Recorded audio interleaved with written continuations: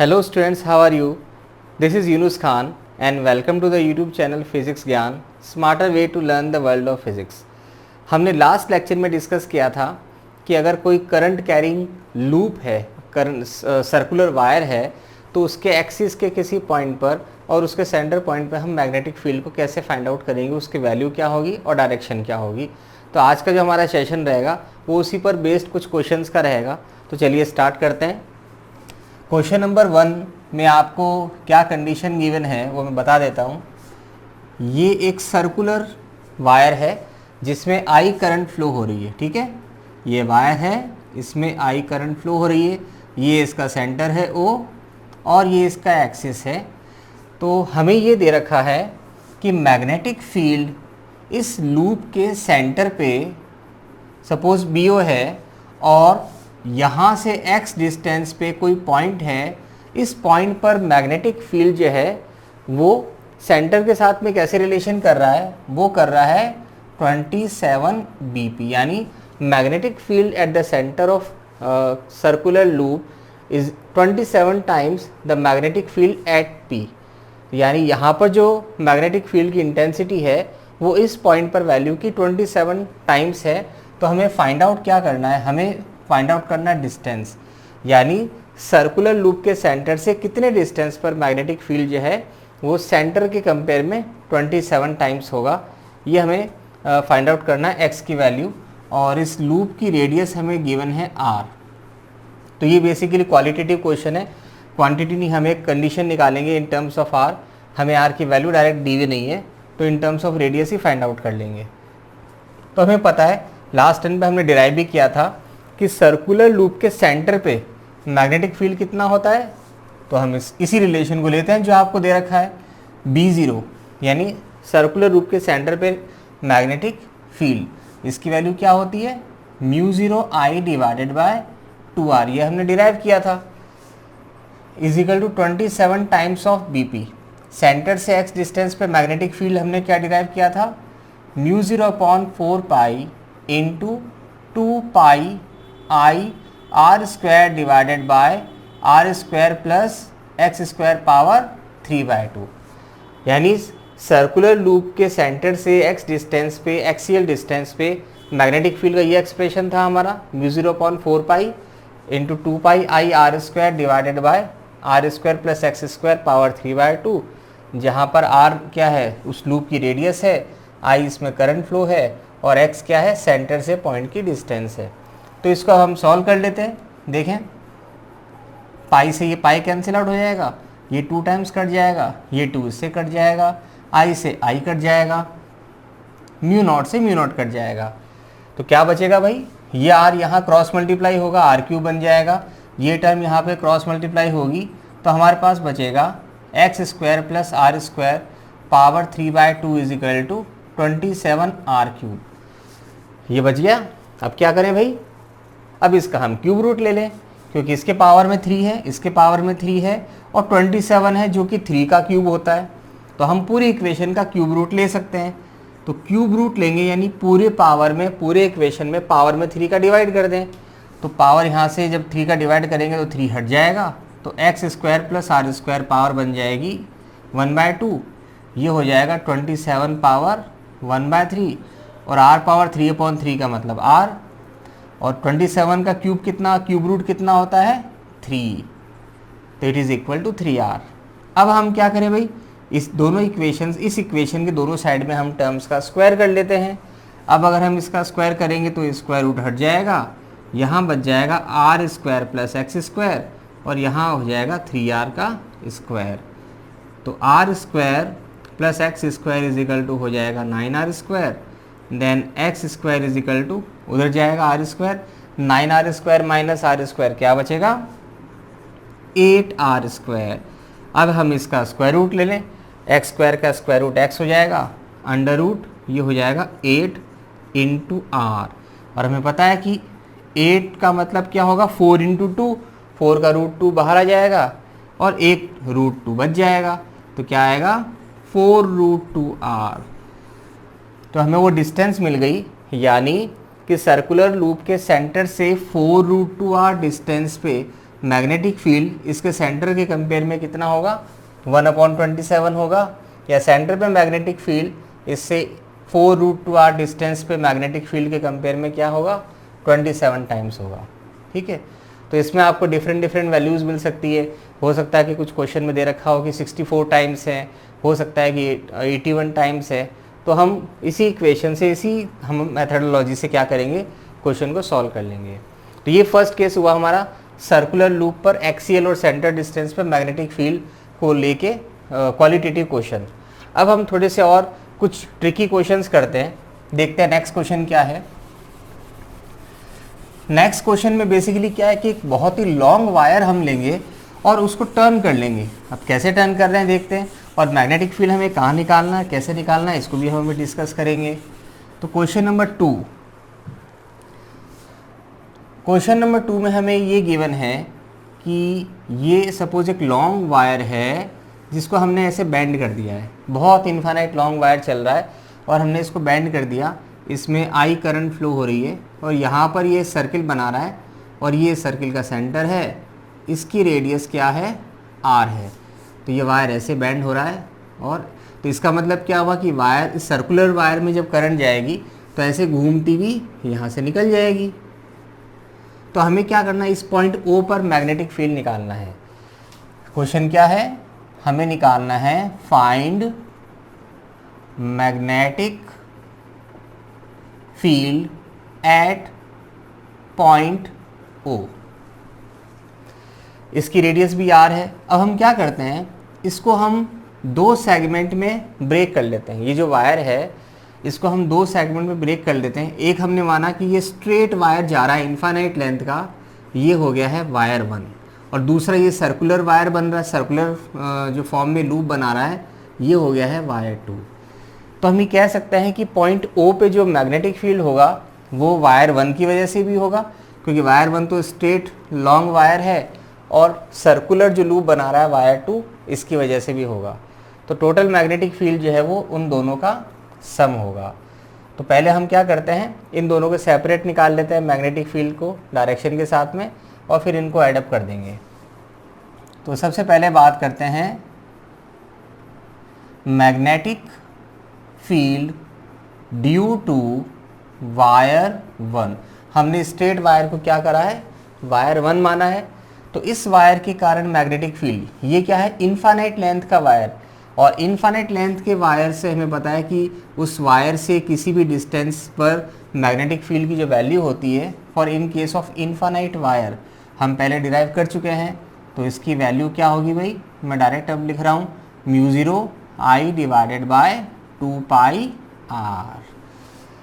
ठीक है, एक्सप्रेशन क्या था, चलो एक्सप्रेशन अगर आप कहें तो मैं एक्सप्रेशन लेके भी कर देते हैं, डायरेक्ट आंसर नहीं लिखते हैं। बाकी आप ध्यान रखना कि डायरेक्ट हमें ये क्वेश्चन सॉल्व करने में आंसर्स काफ़ी काम आएगा। अदरवाइज़ हमारा जनरल फार्मूला है μ0/4πx।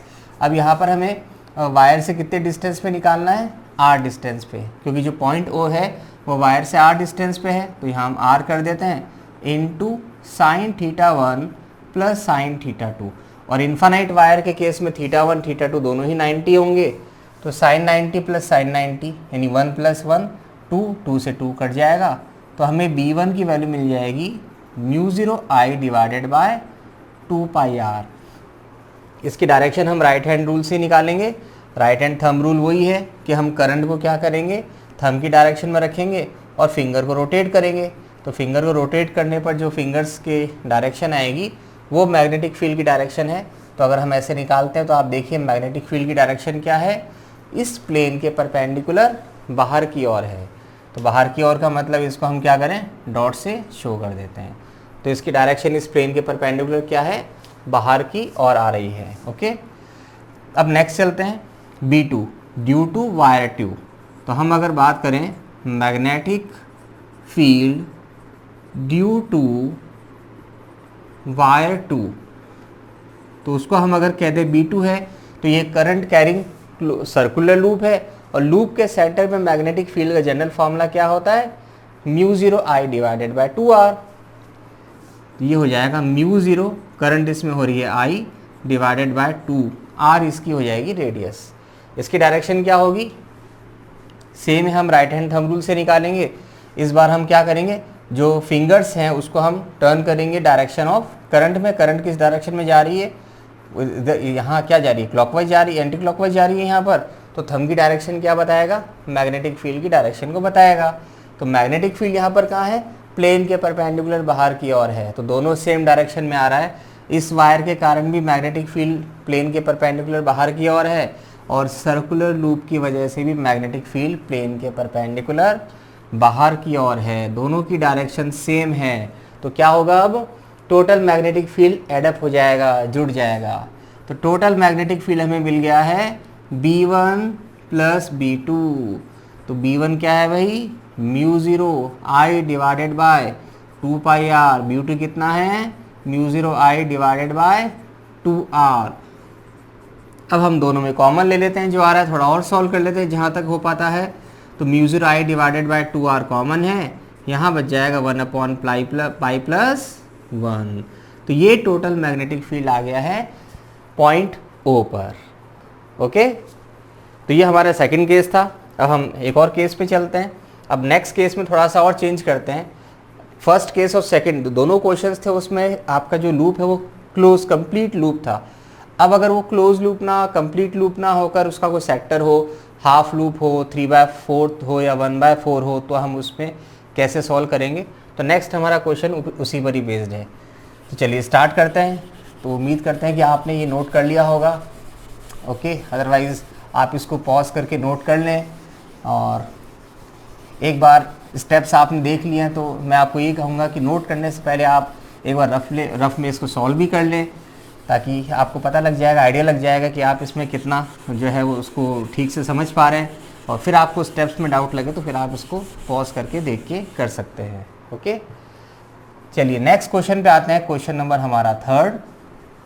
अब उसमें हमने क्या किया है, सपोज़ ये एक लूप है, लेकिन हम इसको अब कंप्लीट लूप ना बना के थोड़ा सा ब्रेक कर देते हैं। ये इसका है सेंटर, ठीक है।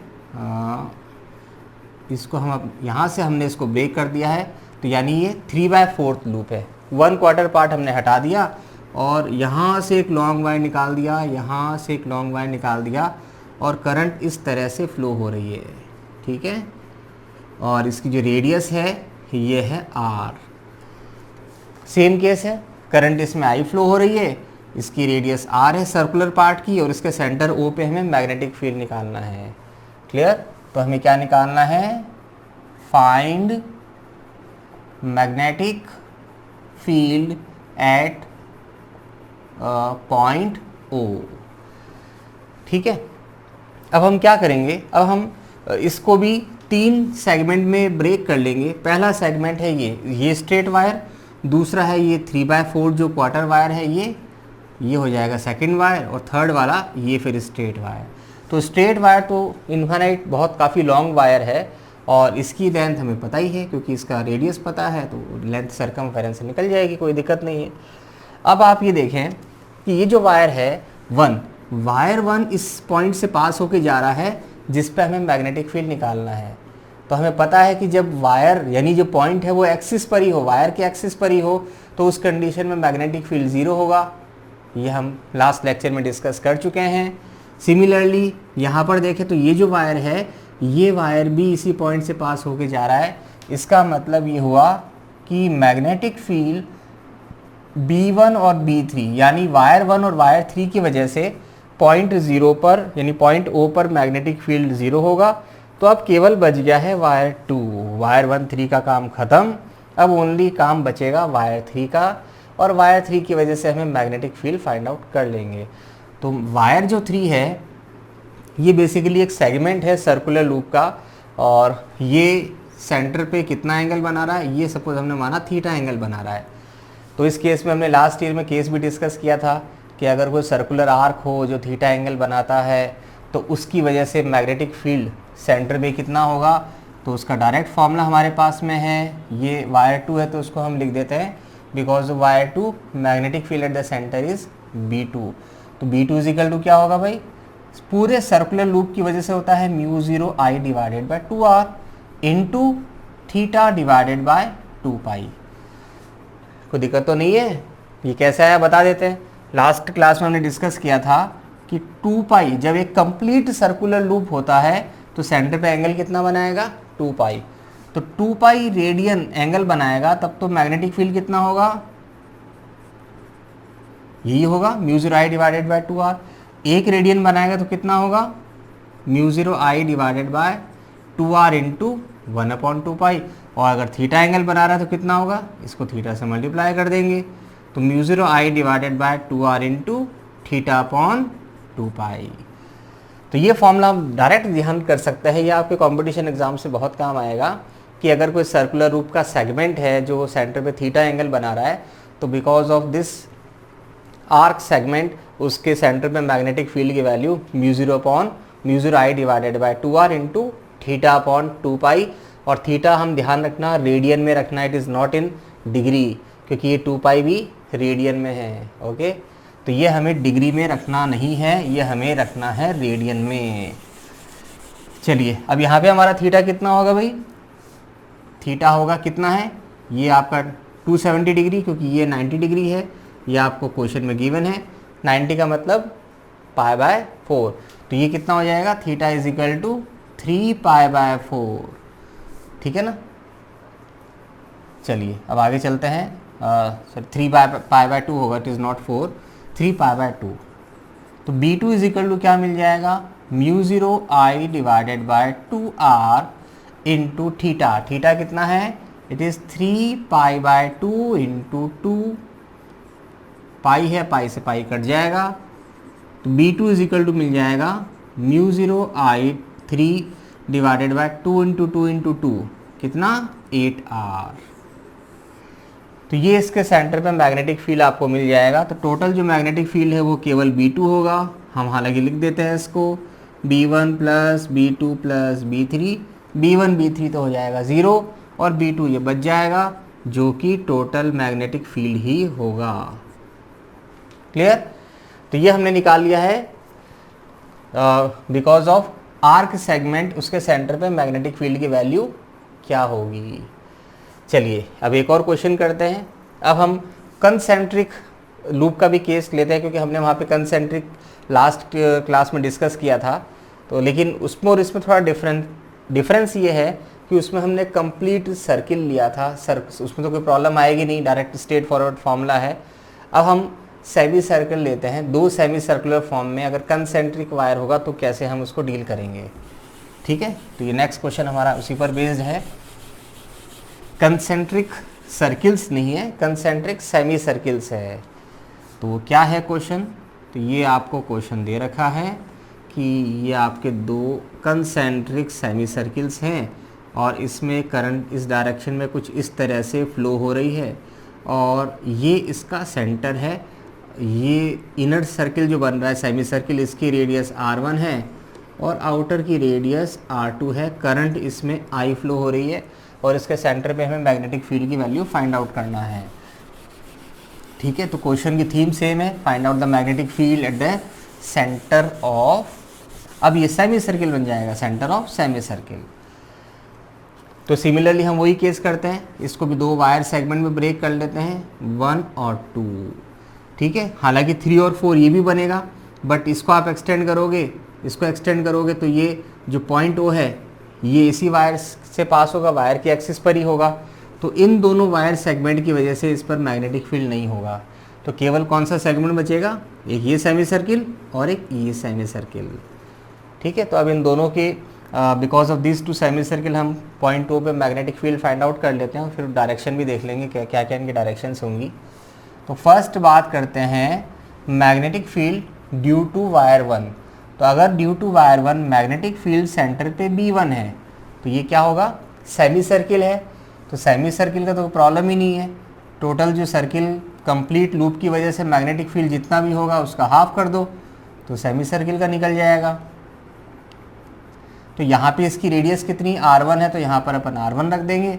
तो म्यू 0 आई डिवाइडेड बाय 4r1 इक्वेशन हो जाएगी 1 और इसकी डायरेक्शन क्या होगी वो हम राइट हैंड रूल से निकाल लेंगे। सेम है, हम राइट हैंड की जो फिंगर्स हैं इसको टर्न करेंगे करंट की डायरेक्शन में, तो थंब की डायरेक्शन क्या होगी, थंब की डायरेक्शन हो जाएगी डायरेक्शन ऑफ मैग्नेटिक फील्ड, जो प्लेन के परपेंडिकुलर टूवर्ड ऑब्जर्वर है, आपकी ओर है, बाहर है। ओके, तो ये क्या होगा, जब बाहर है प्लेन के परपेंडिकुलर तो उसको हम डॉट से इंडिकेट करेंगे।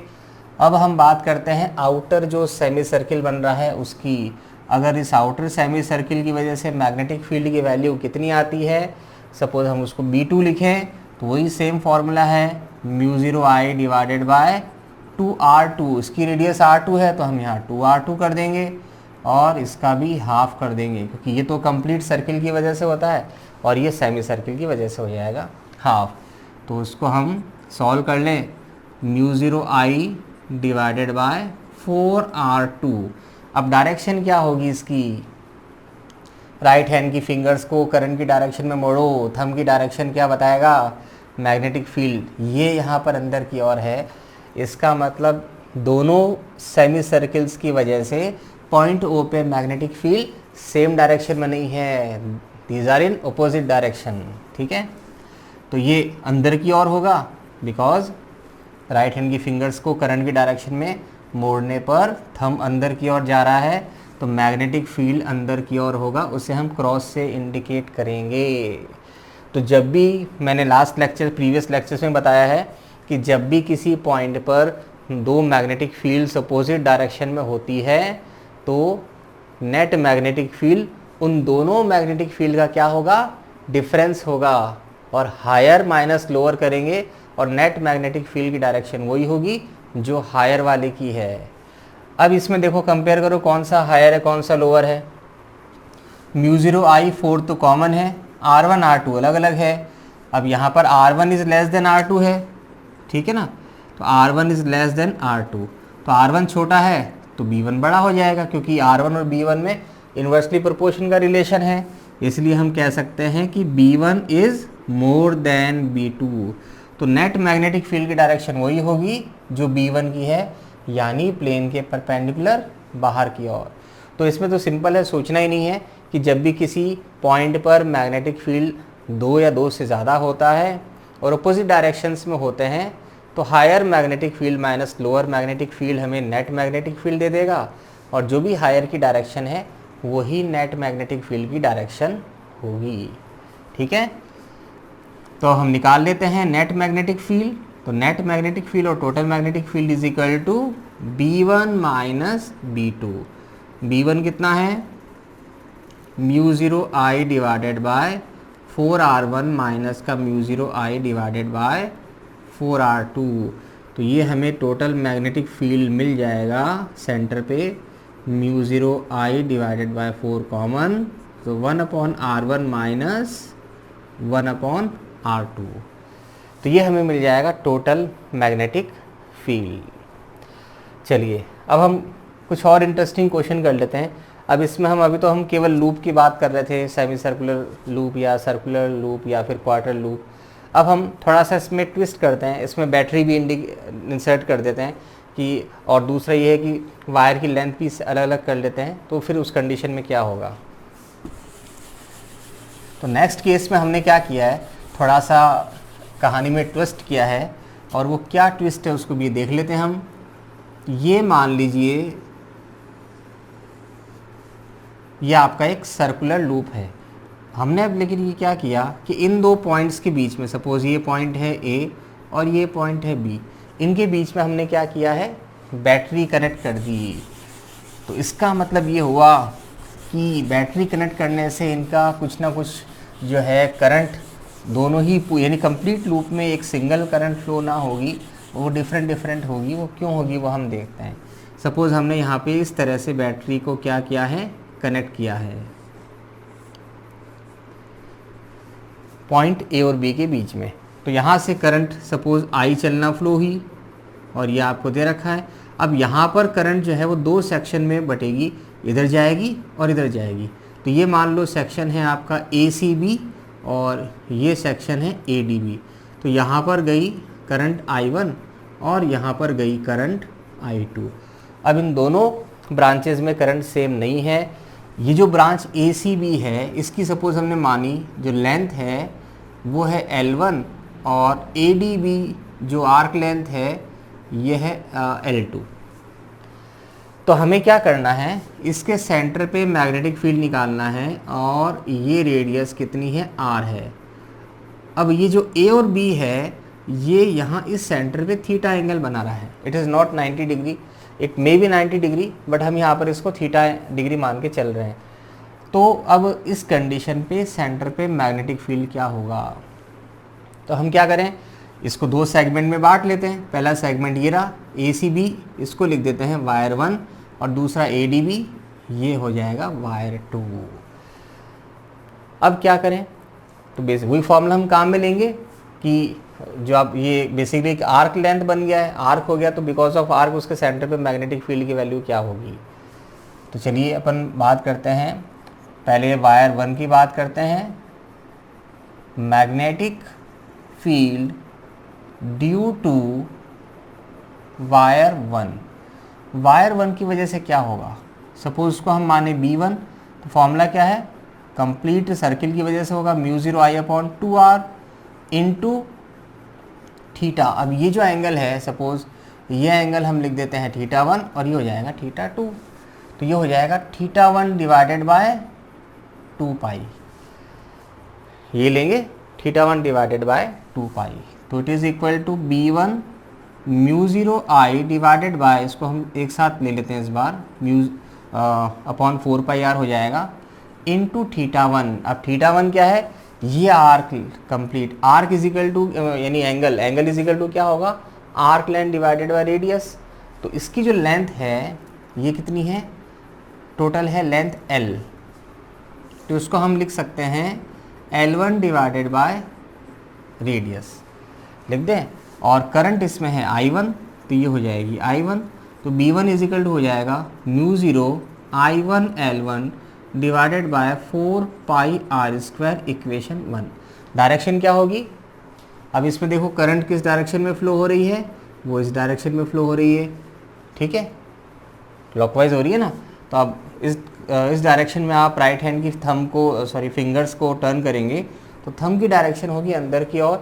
तो यानी जो सेगमेंट 1 है वायर का, इस सेगमेंट 1 की वजह से जो मैग्नेटिक फील्ड है वो प्लेन के परपेंडिकुलर अंदर की ओर होगा, ठीक है। ये तो हो गया B1 का काम। अब बात करते हैं B2। B2 क्या है, ये सेगमेंट है ADB, जो कि एंगल कितना बना रहा है, θ2। तो B2 क्या होगा, वही होगा μ0I divided bye 2r, I की जगह हम I2 कर देते हैं क्योंकि इस ब्रांच में करंट I2 फ्लो हो रही है, into theta divided by 2 pi, तो it is equal to μ0I2 divided by 4 pi r। अब बात करते हैं थीटा की, इसका थीटा कितना है, θ2 है, और θ2 is equal to arc length divided by radius, इसकी आर्क लेंथ कितनी है, L2 है, तो ये हो जाएगा L2 डिवाइडेड बाय रेडियस, तो it is equal to μ0I2 L2 divided by 4 pi r²। ये हो गया, ये हो गई इक्वेशन नंबर 2। और इसकी डायरेक्शन क्या होगी, राइट हैंड से अगर आप फिंगर्स को टर्न करोगे करंट की डायरेक्शन में, तो थंब की डायरेक्शन मैग्नेटिक फील्ड बताएगी जो कि प्लेन के परपेंडिकुलर बाहर की ओर आ रही है। इसका मतलब टूवर्ड ऑब्जर्वर है या आपकी ओर है, तो ये हम डॉट से शो करेंगे। तो इट मीन्स दोनों ही सेगमेंट की वजह से जो ACB और ADB दोनों सेगमेंट की वजह से पॉइंट O पे मैग्नेटिक फील्ड अलग अलग डायरेक्शन में आएगा। तो जब अलग अलग डायरेक्शन में आएगा तो नेट मैग्नेटिक फील्ड क्या होगा, बिगर माइनस स्मॉलर होगा। अब यहाँ हम बिगर कौन सा लें स्मॉलर कौन सा लें तो पता ही नहीं चल रहा है, क्योंकि देखो यहाँ पर μ0/4 पाई r², μ0/4 पाई r² तो सेम है, बट I1 L1 है और ये I2 L2 है। अब I1 L1 बड़ा है या I2 L2 बड़ा है, हमें पता चल ही नहीं पा रहा है यहाँ से कि क्या करें। तो ये एक सिचुएशन थोड़ी सी सोचनीय हो गई है।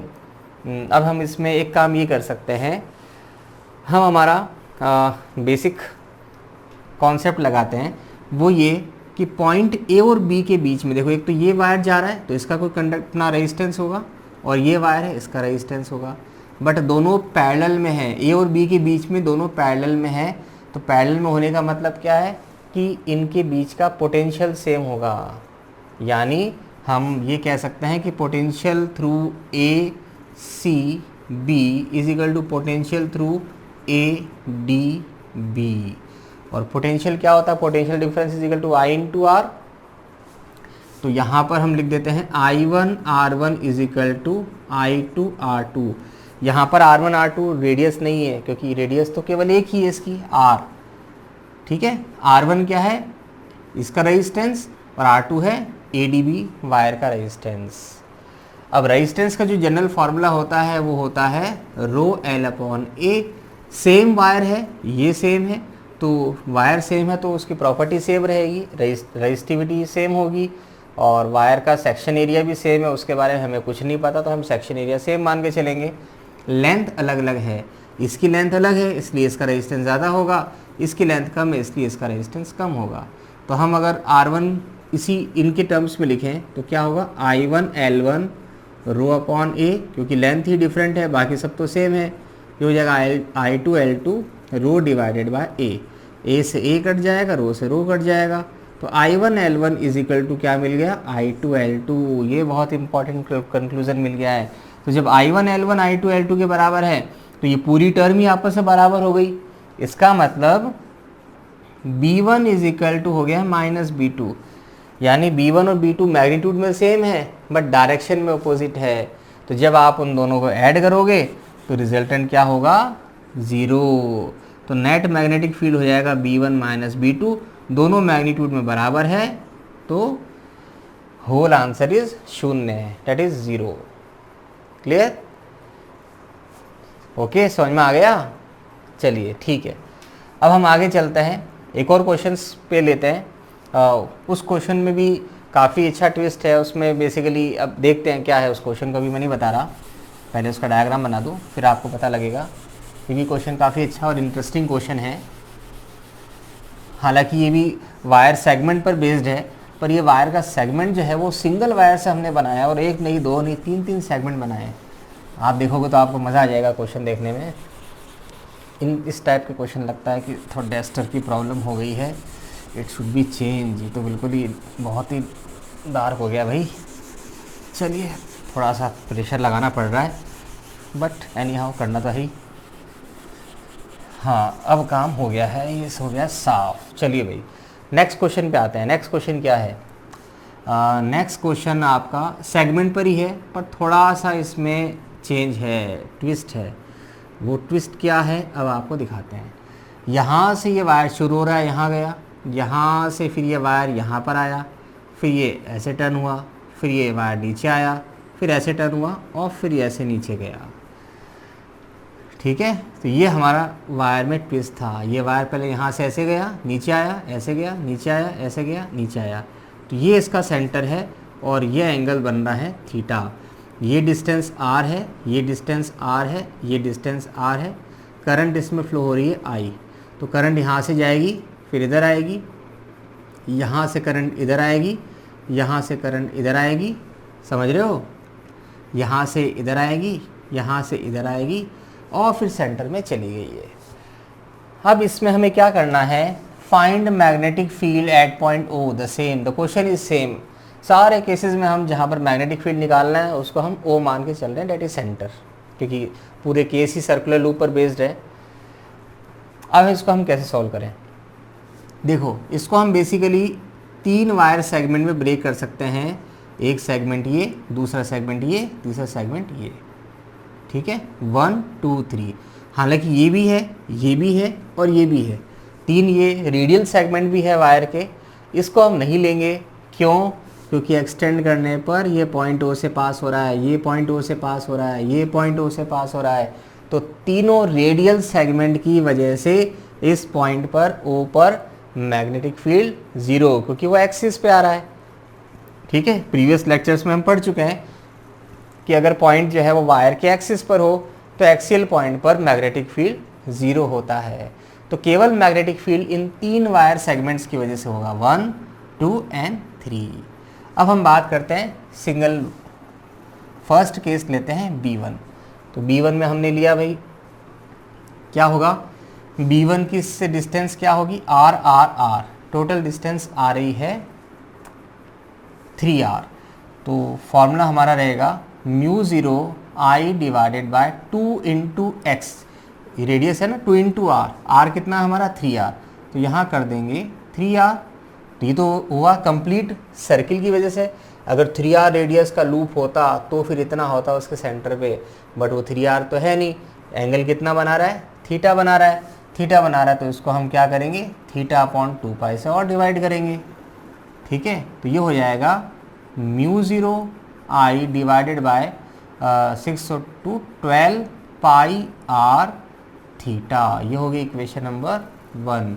और डायरेक्शन क्या है भाई, राइट हैंड रूल से निकाल लेंगे, फिंगर्स को टर्न करेंगे करंट की डायरेक्शन में। थंब की डायरेक्शन क्या दे देगा आपको, थंब की डायरेक्शन देगा यानी अंदर की ओर आएगा, वो होगी मैग्नेटिक फील्ड, तो हम इसको बताएंगे क्रॉस से। सेकंड बात करते हैं लूप 2 की, तो लूप 2 भी सेम सर्कुलर आर की है, तो because of loop 2 magnetic field क्या होगा, mu zero I divided by कितना होगा, रेडियस इसकी 2r है, तो 2 इंटू आर की जगह रख देंगे 2r इंटू, ये भी थीटा एंगल बना रहा है तो थीटा अपॉन 2 पाई, तो ये भी कितना हो जाएगा, B2 is equal to mu zero I divided by 2 into 2 into 2 8 pi R theta, equation number 2।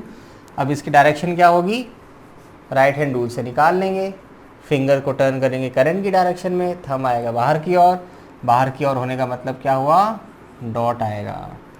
ठीक है, थर्ड सेगमेंट B3 क्या होगा भाई, पहले हम मैग्नीट्यूड की बात कर लें, mu zero I divided by 2, अब इसकी रेडियस तो आ रही है तो 2r ही रहेगा, into theta divided by 2 pi, तो B3 आपको मिल जाएगा mu zero I divided by 4 pi r into theta. Direction क्या होगी, डायरेक्शन होगी राइट हैंड से निकालो, फिंगर्स को टर्न करो, थंब अंदर की ओर जाएगा, यानी प्लेन के परपेंडिकुलर, डायरेक्शन अंदर की ओर, जो कि क्रॉस से, क्रॉस को इंडिकेट करेगा, क्रॉस से हम शो करेंगे।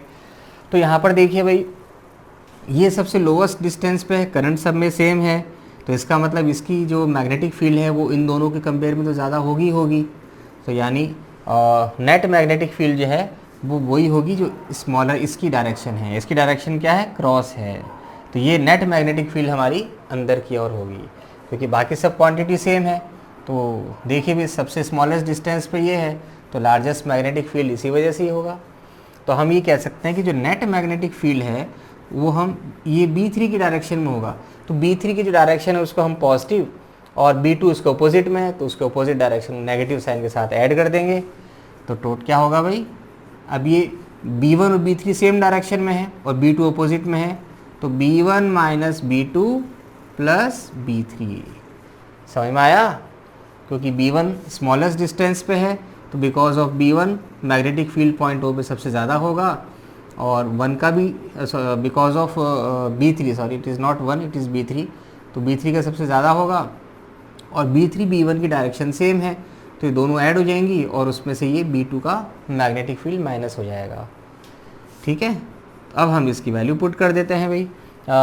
B1 हमने निकाला था mu zero I divided by 12 pi R theta, minus B2 कितना निकाला है, mu zero I divided by 8 pi R theta, plus mu zero I divided by कितना है भाई B3, ये रहा 4 पाई आर थीटा। तो इसमें हम कॉमन क्या ले लें, जो कॉमन आ रहा है उसको ले लेते हैं बाहर, 4 pi r, 8 pi r, 12 pi r, तो नीचे तो आएगा 4 पाई आर कॉमन, ऊपर आ जाएगा म्यू ज़ीरो आई थीटा, पूरा ही कॉमन आ रहा है भैया, तो mu zero I theta divided by 4 pi R common, यहाँ क्या बचा 1/3, यहाँ क्या बचा 1/2, यहाँ बचा 1, तो 3 2 1 का एलसीएम हो जाएगा 6। Mu zero I theta divided by 4 pi R, LCM ले लेंगे 6, इसका आंसर आएगा 2 माइनस 3 प्लस 6, तो 6 प्लस 2 8, 8 माइनस 3 5, तो ऊपर तो बचेगा 5, नीचे बचेगा 6, तो नेट मैग्नेटिक फील्ड क्या हो जाएगा भाई, ऊपर तो बचेगा 5 mu zero I divided by 6 into 4 24 pi R into theta, तो ये टोटल मैग्नेटिक फील्ड मिल जाएगा। डायरेक्शन क्या होगी इसकी, वही होगी जो 1 और 3 की होगी, यानी कहाँ है भाई, हाँ ये होगी अंदर की ओर यानी क्रॉस। तो ये नेट मैग्नेटिक फील्ड की डायरेक्शंस हो जाएगी। ठीक है, तो आज हमने ये सर्कुलर और सेमी सर्कुलर और कुछ आर्क फॉर्म में अगर कोई लूप है, कंडक्टिंग वायर है, तो उसकी वजह से उसके सेंटर्स पे मैग्नेटिक फील्ड की वैल्यू क्या क्या होगी, इस पर बेस कुछ इंटरेस्टिंग क्वेश्चंस। ओके, तो नेक्स्ट लेक्चर में आपसे फिर मुलाकात होगी। Thank you.